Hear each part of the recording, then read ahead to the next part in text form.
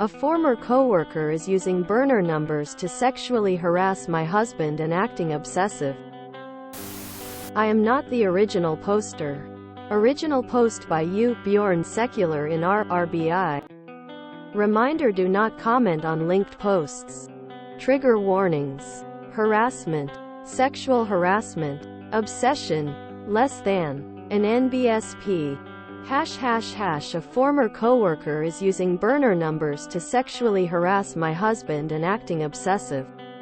Fry. February 26, 2021. I know this is long, but really I appreciate anyone who takes the time to read this. In late November of last year, my husband, Paul, was tasked with training a new hire named Frank, who was brought in from outside the company. Paul does not usually lead training. However, Frank's supervisor was overwhelmed during the last quarter. Frank worked at Paul's office for a little over a month. Frank seemed friendly at first, albeit an excessive texter. Even Paul's boss, Frank's future boss's boss, complained that they received social messages from Frank during non-work hours. Sometimes Frank's messages would be incoherent and needier if he did not receive an immediate reply followed by multiple question marks. My husband addressed this with Frank during his training, and for the most part, the messages became infrequent. After Frank was placed at his branch, the messages subsided. In early January, Paul's boss asked if he could discuss a work matter with Frank because whose direct report was on vacation. Later that day, Frank sent Paul a message that said, "Babe." Paul thought perhaps Frank had accidentally texted the wrong person. Paul didn't respond. Frank sent more messages regarding work, and when Paul didn't immediately reply, Frank made a sexually suggestive comment. Paul responded, "Stop making things weird." Frank apologized, but then added, "You're hot though." My husband told him, "You need to stop. This is not a line I want to cross with you." Frank then said something along the lines of he was available if Paul wanted him. Paul said, "I'm a happily married man," to which Frank replied, "That's what all men say." Paul again told Frank to stop. I had previously met Frank when I visited my husband's office. Paul has pictures of me on his desk. His sexual orientation and marital status were not ambiguous when Frank sent those messages. Paul told me what happened as soon as he arrived home from work. I said he should screenshot the messages and report them to HR. However, Paul felt so uncomfortable with the messages, he deleted them. Paul assumed Frank was drunk and once of clear mind, he would be embarrassed and forget that it happened. Over the next few days, Paul received between 2 to 3 messages daily from Frank. They were about work. However, towards the end of the week, Frank became apologetic and told Paul he had hoped they could still be friends. Paul has only briefly known this person, has never hung out with him outside the office, nor has he engaged in social texts. Paul has not answered any of Frank's messages since the first time he told him to stop. A couple of things occurred to me over the next week. A week after Frank was placed at his new branch, Paul received messages from an iCloud account. They said, "Hey sexy," and when Paul didn't reply, they were followed by, Paul immediately blocked the account assuming it was a scammer. In the last few months, Paul received frequent texts from unknown numbers with local area codes that addressed him by name. Paul thought they were all from roboscams. I realized that this started to around the time Frank began his training. When I visited my husband's office, he barely acknowledged me when we were introduced.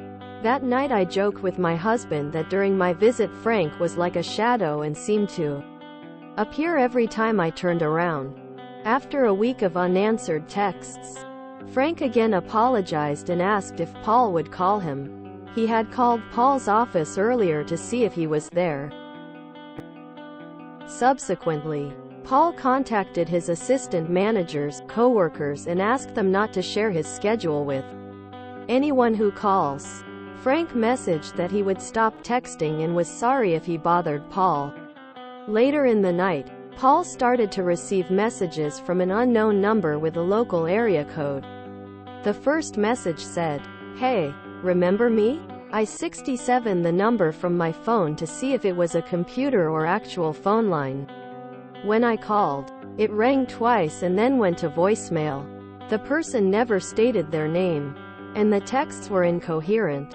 The texter asked, "Are you trying to end my career?" They claimed to be a former employee and then said they previously dated Paul. "We have been together for 2 decades and I'm the only person Paul has ever dated."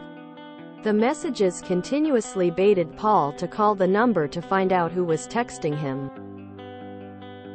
Finally, they said, "You used to be sweet." Paul didn't block the number immediately because he wanted to see if the person would incriminate themselves. Paul received 20+ messages throughout the night.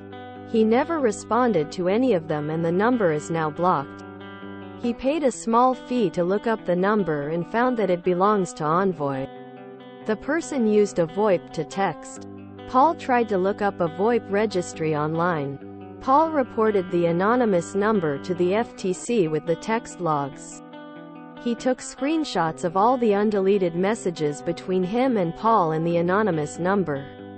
Paul also called local law enforcement. He knew they wouldn't be able to do anything because no direct threat was made. They told him to keep the number blocked. Paul paid service to retrieve the texts he deleted that came directly from Frank's number, but it was unsuccessful. iCloud backup was not activated. The next week at work, one of Paul's assistant managers approached him. They follow Frank on Facebook and were alarmed by his posts. The day after Paul received the texts from an unknown number, Frank made similar posts online and added, "With me, you're either ride or die or dead." Paul compiled all the information he had and shared it with his boss and company HR. Over the next few weeks, Paul continued to receive texts from Frank, sometimes one a week, or once every other week. After a month-long investigation, HR touched base that their legal department found several red flags. However, they can't disclose info because of confidentiality, nor were they going to fire Frank. Paul has been away on business for the past 2 weeks and I have been home alone. Paul told me he received texts from Frank that asked how his business trip was going. Just to reiterate, Paul hasn't responded to Frank's messages since he told him to stop, which was over a month ago. Last night I saw I had several missed calls from Paul around midnight. When I called him back I could tell he was worried. Same as before, he started to receive texts from a different number with a local area code. They said, "I miss you. Why do you hate me?" The number called him consecutively for an hour. Paul had to turn on the Do Not Disturb option. The following text messages he received were sexually explicit and some referenced me. "For the most part, I feel safe at home. We have a P.O. box and an unlisted street address. There are exterior and interior cameras at all of the entry points around our home. Also, our neighborhood has 24 hours security. However, I'm worried sick every time Paul leaves the house. We've wanted to start a family for a very long time but have struggled with infertility. Unfortunately, this past month I suffered another miscarriage. This person has added unnecessary stress to our lives. Last night I was shaking and could not sleep. Any advice on how to find out where the texts are coming from, or how to handle harassment would be much appreciated. Paul and I already discussed going to the police once he returns home. #EDIT. More info. We were definitely frustrated with HR's response. My husband was told legal would review all of the information he shared. He spoke to them on the phone several times. Hour-long conversations. They asked if he felt safe and he said frankly, no. Things escalated in such a short period. They took certain precautions, i.e., he was never in the building alone. He didn't work past sunset. He parked towards the front. And security made sure cameras are facing the parking lot. They seemed supportive at first, however. The investigation took a month and they told my husband there wasn't enough to fire Frank. The HR representative did say she was surprised by legal's resources. She didn't realize how much they have access to, and that they found several red flags. But they are unable to share what they found, or when, if Frank would be disciplined. Everything was treated like it was supposed to go back to normal, even though it doesn't seem like it was discussed with Frank, nor did it stop. I used hyphens for Paul and Frank because I tried to leave out identifying info. I slipped up when typing and at one point used Frank's real name, which I corrected. I doubt he would find this post, but this whole situation has me exercising precaution. An NBSP. #UPDATE. A former coworker is using burner numbers to sexually harass my husband and acting obsessive. 11 hours later. Thank you to everyone who took the time to read my original post and offer suggestions and support. I have received a lot of helpful advice and I'm so appreciative. There were a few details I left out because of length, but I tried to answer them in the comments. My husband is still away on his business trip but will be returning home tonight. Paul does plan to get a new phone number once he returns home. We discussed filing for an order of protection. One source of comfort is that we have a P.O. box and our street address we rent is not available online. With a restraining order, we would have to disclose our address. We're weighing the pros and cons. My husband and I spoke this morning and he filled me in on a few new details. His boss called him last night after he sent her screenshots of the texts from the VoIP. They have a great working relationship and she disclosed a few things that she wasn't necessarily supposed to share. Legal was not able to link the VoIP texts and calls to Frank. There have been 2 separate numbers that we know of that have been used to harass my husband. Paul used Spokeo to look up the information and both numbers are owned by the company Envoy. My husband's boss suggested that next time he receives a phone call from the VoIP number to answer and record the conversation. I don't know if he should do that. If anyone knows how to search VoIP numbers so we can connect them to Frank, that would be a huge help. After Frank was placed at his new office last December, he has repeatedly asked to transfer back to my husband's branch. Paul is well regarded within his company and next in line for a promotion. During Frank's training, he would often make comments about how alike they were. Paul thought Frank was referring to their similar background in business. However, I searched online and Frank might have lied about some of his previous work experience. Physically, personality-wise, and familial background, they are very different. I don't think the harassment is just based on attraction. There have been several messages where Frank calls my husband his friend and mentor, which is bizarre because they only worked together for 5 weeks. There were a few comments about Paul deleting the initial texts from Frank. I was also frustrated by his decision, but I understand why.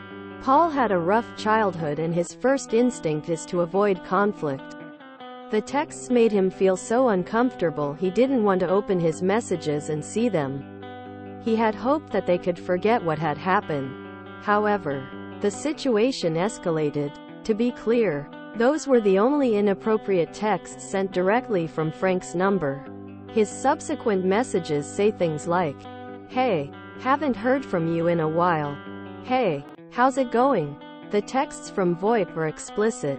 There are similarities in verbiage and format from Frank's texts, Facebook posts, and the VoIP texts.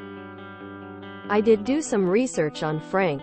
I searched our state's court dockets and found that he was arrested for a DUI a month before he started work at the company. Paul's boss had previously complained that Frank was repeatedly messaging her about when his Background check would be completed when he was hired. She thought it was suspicious, but nothing was flagged. At one point during training, Frank texted a coworker from a random number. The coworker asked if it was an alternative contact, and Frank explained that it was his smartwatch. When everything happened, I tried to find as much info as possible. When I Googled his primary number, nothing came up. However, the coworker shared the smartwatch number, which is listed online as Frank's primary contact for the past 2 decades. It also shows several numbers attached to Frank's name, and it is noted next to one of them that it is a VoIP.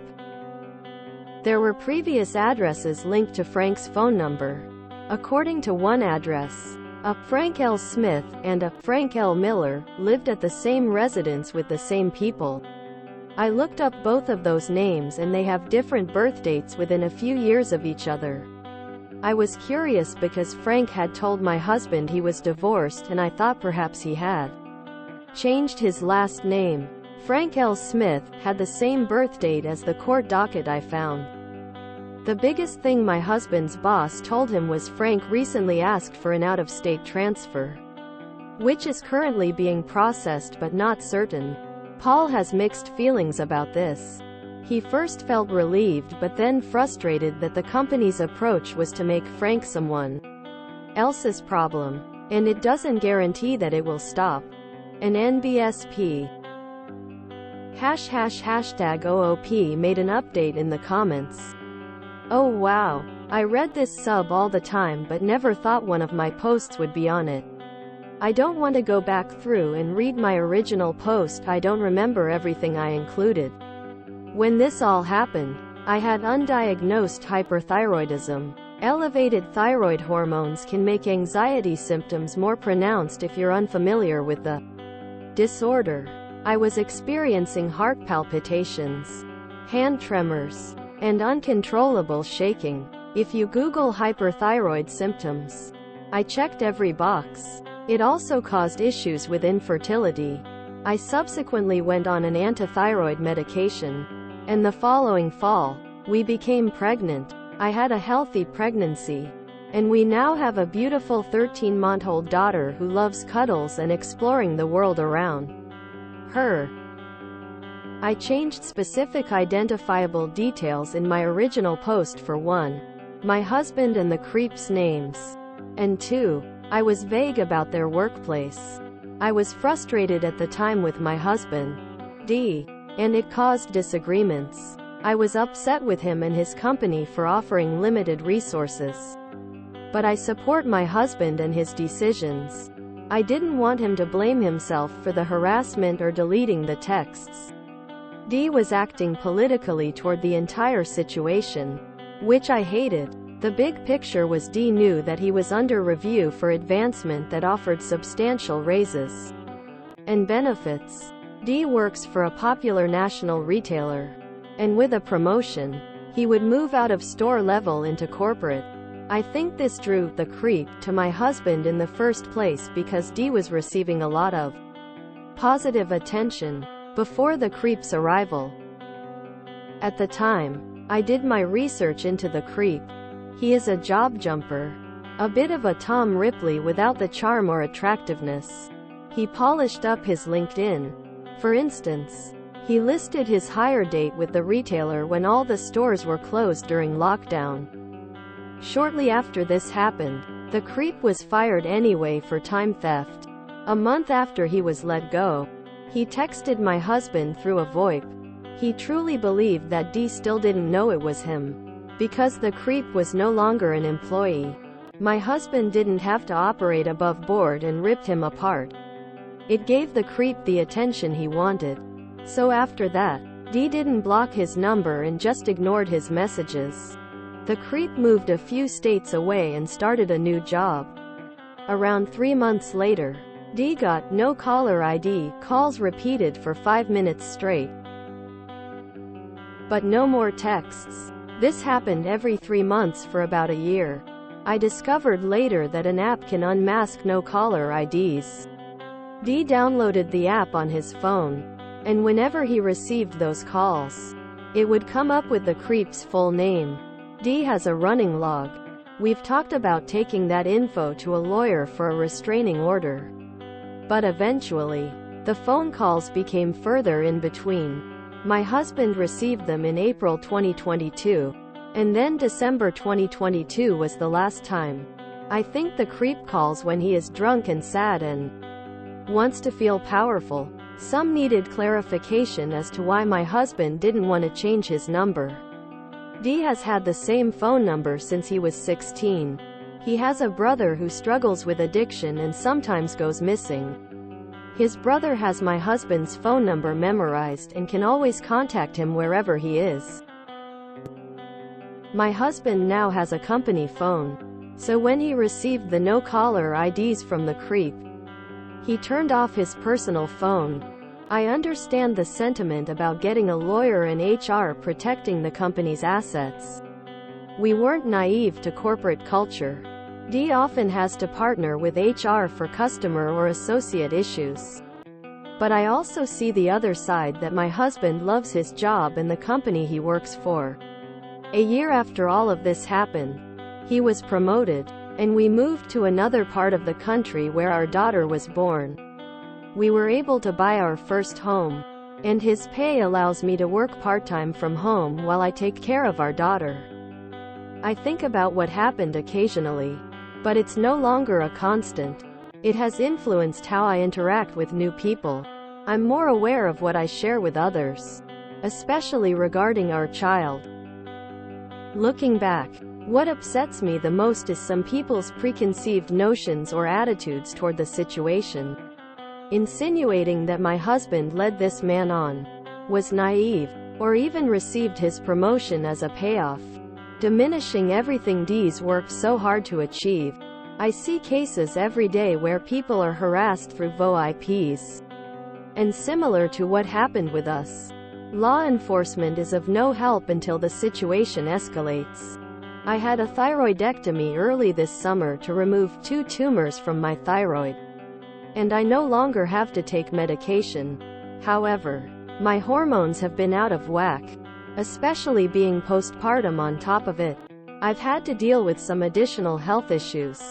But revisiting this situation reminds me how much we've already overcome and that I can handle anything. An NBSP. Reminder: I am not the original poster. I get too invested in these cliffhangers. Unfortunately, Oop is probably right. This is the end of the problem for them, but the start for somebody else. People who get so obsessed it goes into stalking can be surprisingly quick at changing targets. Once they get a new target, the old one is often forgotten. I know a girl who once passed her stalker in the street a few years after it had stopped. She was panicking but realized he didn't notice her despite his eyes going over her. It was like she was a stranger to him after the horror he'd put her through. Friendly PSA for anyone who need to hear it. When someone is harassing you via your phone number, do not block them. Mute them. Blocking someone makes them aware that you have cut them off, which can actually encourage the harasser because you've given them a response. Blocking also means the harasser will pursue other anonymous and numerous means to contact you. Muting someone simply means you don't see the notifications of their attempts to contact you. To the harasser, it looks as if you never answer or read their messages. However, you do get to keep a record of their attempted contacts in one place, which makes it much easier to take the entire record to police or our Welp. One hand it is someone else's problem, and on the other hand I could see a large lawsuit waiting to happen because of Frank. Looking at Oop profile, she asks a question about her baby. It seems they were able to have their desired baby. Yay! He first felt relieved but then frustrated that the company's approach was to make Frank someone else's problem. I saw this approach in the military for many years. Instead of either taking significant corrective action or doing the work to get a problem person out, Far too often they were passed to another unit. This feels chillingly unresolved. I hope Op avoids being home alone. It's so frustrating. Those first few texts which were deleted were evidence of sexual harassment. OOP's husband told Frank to stop making things sexual, and he still carried on. Blocking the number is not the way to go about dealing with people like this. When they find out they have been blocked, they start using other numbers. They start searching for your new data. This gives them a challenge and rewards their need to chase. This cascades into a pattern that you will never get rid of. Here are some tactics that really help instead. Choose a special ringtone for the person in question. I once recorded complete silence at 2 a.m. and made that a ringtone. This silent ringtone allows someone to call you, and you will not be disturbed. You can also choose to send someone to voicemail on some phones. Record the messages and save them to a flash drive. You can forward calls to a super cheap burner phone, too. Extra lines like that can cost less than $25 a month. Leave that phone in a drawer. Open it once every few days. And record the messages. If someone emails constantly, make rules in your account that their emails go directly to a folder you create. You can also mark them read as they come in. They never see your inbox. For texting, you can choose to archive texts instead of block them. This allows you to keep them without seeing them. If they trigger you, have a spouse or friend copy or move them for you. For home phones, screen calls. The idea is to keep all the evidence and not to tip off the stalker that their harassment is not reaching you. This way, they don't start looking for your new numbers or using new numbers to get to you. In this post, had OOP followed these concepts, Frank probably would not have started spamming from other accounts. He would have thought he was being ignored, but he would have thought his messages were going through. This all created a digital trail where the stalker will relax using. I'm waiting for the corporate lawyer bro who's been bloviating in the comments of a couple other recent BORU posts to come along and freak out about how HR is always good and how you should never criticize them because chilling effect, blah blah blah. Yeah, here's an example of another HR department that is failing at protecting their employee. I'm so nervous for OOP. This is going to get worse before it gets better. HR is there to protect the company. I hope OOP's spouse got an attorney of his own to put a legal trail together. We might not know the outcome with Frank, but she's had a baby. That's a nice thing to know after she mentioned her miscarriage. This sounds like the US. So on the one hand, people can get fired for whatever since it's at will. But on the other, hey, this person with multiple red flags cannot be fired because we are not 100% this is the harasser? Quote, I mean, just pip him and let him go since OOP's husband is more important for the company. OOP is still active on Reddit. Gives us an update on good news. It seems they have a baby finally. This is more than a bit scary. Can you afford a pie to help look into him a bit deeper? I'd be afraid that if Frank loses his job that he'll escalate. On the other hand, maybe he's asking for the transfer hoping the distance will take the heat off him. Bekasu, I bet he knows HR and the lawyers are looking into his behaviors. You should edit the post to say that this seems resolved because OP recently posted about a healthy baby she was able to have a while ago. This situation must have wrapped up stress-free quickly for the timeline.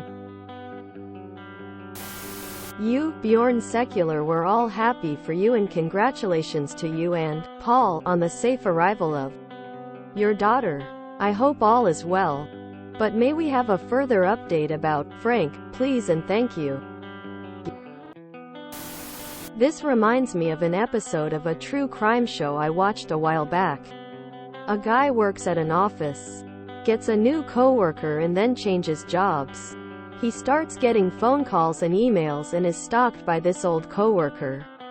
When his wife is away, coworker comes by the house and murders the man and then commits suicide. There are some sick people out there. IDKY. But this made me think of Silence of the Lambs. And now I have Goodbye Horses stuck in my head. It seems Oop has a baby girl now. But no mention of how this whole mess was resolved. I hope it turned out okay. If you enjoyed this video, please check out our playlists full of similar content. Epic Haracast is like doom scrolling for your ears. Please like, share, and subscribe.